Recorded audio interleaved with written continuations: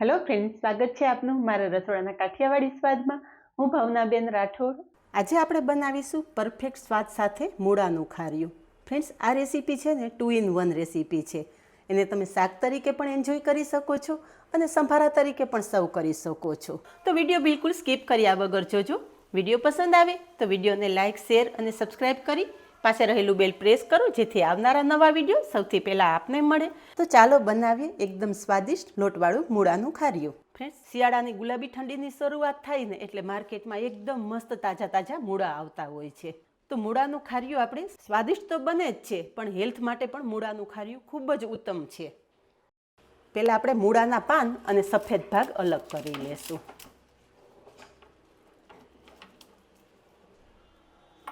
અને મૂળાના પાનને છે ને એકદમ બારીક એવા સમારી લેશું.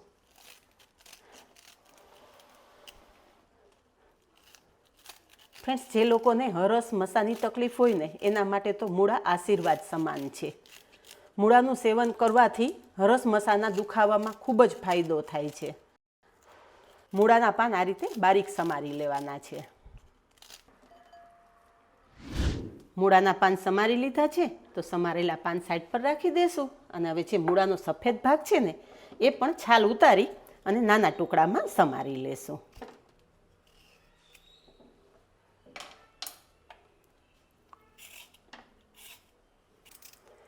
એક મૂળાના આ રીતે આપણે 4 ભાગ કરી લેશું અને નાના પીસમાં સમારી લેશું. અહીંયા મૂળાનો સફેદ ભાગ પણ સમારી લીધો છે. તો હવે ખાર્યું બનાવી લઈએ. મૂળાનું ખાર્યું બનાવતા પહેલાં આપણે ચણાનો લોટ શેકી લેશું. તો ગેસ પર કડાઈમાં 1 ચમચી જેટલું જ તેલ ઉમેરશું. તેલ ગરમ થતાં અડધા કપ જેટલો ચણાનો લોટ ઉમેરશું. ગેસની ફ્લેમ એકદમ ધીમી રાખી અને ચણાનો લોટ શેકી લેશું. કાચો લોટ ઉમેરવા કરતાં આ રીતે લોટ શેકીને ઉમેરશો ને તો ખાર્યું વધારે સ્વાદિષ્ટ તૈયાર થશે અને ઝડપથી પણ બનશે.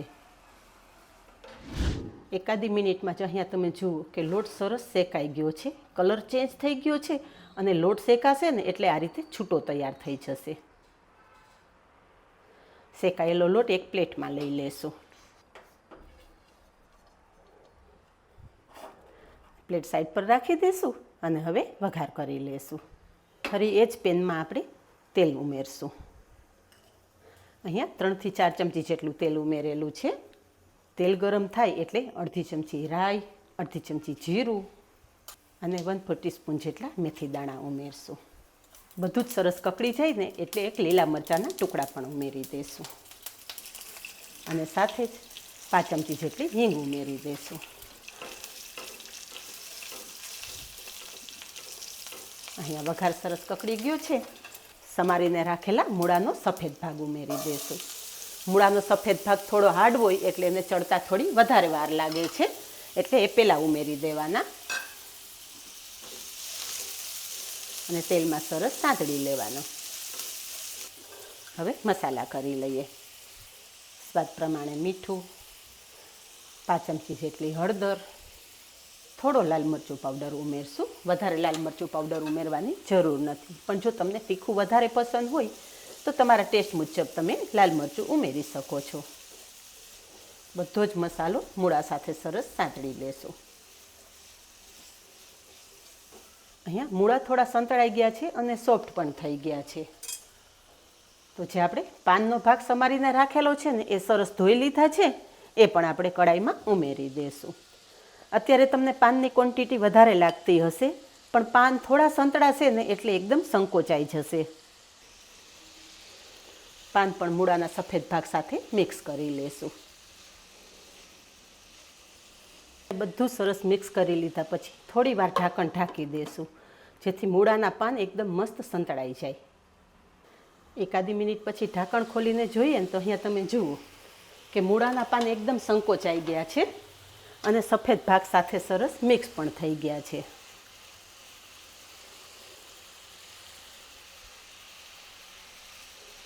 આ રીતે બધું સંતળાઈ જાય ને એટલે જે આપણે શેકીને રાખેલો લોટ છે ને એ ઉમેરી દેશું. આ રીતે ઉપર છાંટી દેવાનો. લોટ છાંટી અને હળવા હાથે મિક્સ કરી દેવાનું.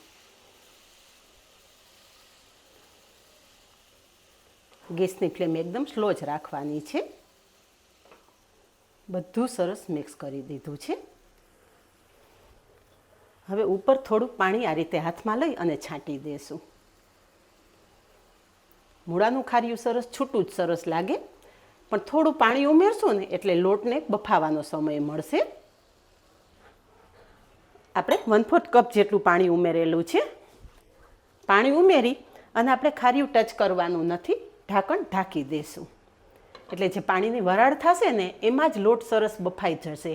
આપણે લોટ શેકીને જ લીધેલો છે એટલે વધારે સમય નહીં લાગે, પણ લોટને બફાવાનો થોડો સમય આપવો પડશે.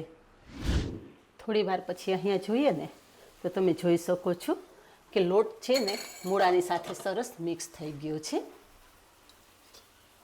અને બફાઈ પણ ગયો છે. અહીંયા તમે જુઓ કે આ મૂળાનું ખાર્યું એકદમ મસ્ત આ રીતે લચકા જેવું થઈ ગયું છે. ઠંડુ થશે ને એટલે એકદમ સરસ છૂટું પણ થઈ જશે.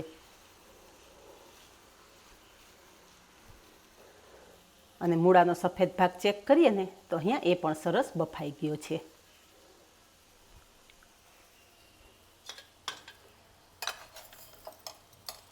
હવે છેલ્લે 1 ચમચી જેટલી ખાંડ ઉમેરશું. મૂળા સ્વાદમાં થોડા તીખાશ પડતા હોય છે, એટલે થોડી ખાંડ અને લીંબુનો રસ ઉમેરી દેવાનો. ખાંડ અને લીંબુનો રસ ઉમેરશો ને એટલે ખારિયાનો સ્વાદ વધી જશે અને મૂળાની તીખાશ પણ ઓછી થઈ જશે. બધું એકદમ મસ્ત મિક્સ કરી લેવાનું. તો જોયું ને ફ્રેન્ડ્સ કે મૂળાનું ખારિયું બનાવવું એટલે માત્ર 5 જ મિનિટનો સમય જોઈએ. સ્વાદ તો એવો કે એક વખત બનાવો ને એટલે આ સ્વાદ તમારે દાઢે રહી જાય. તો આ જ રીતે બનાવો અને કમેન્ટમાં જણાવો કે કોઈ વધારાની ઝંઝટ વગર ફટાફટ બની જતા મૂળાના ખારિયાની રેસીપી કેવી લાગી. આજે બસ આટલું જ. મળીએ નેક્સ્ટ વિડીયોમાં. ત્યાં સુધી બાય. Thank you.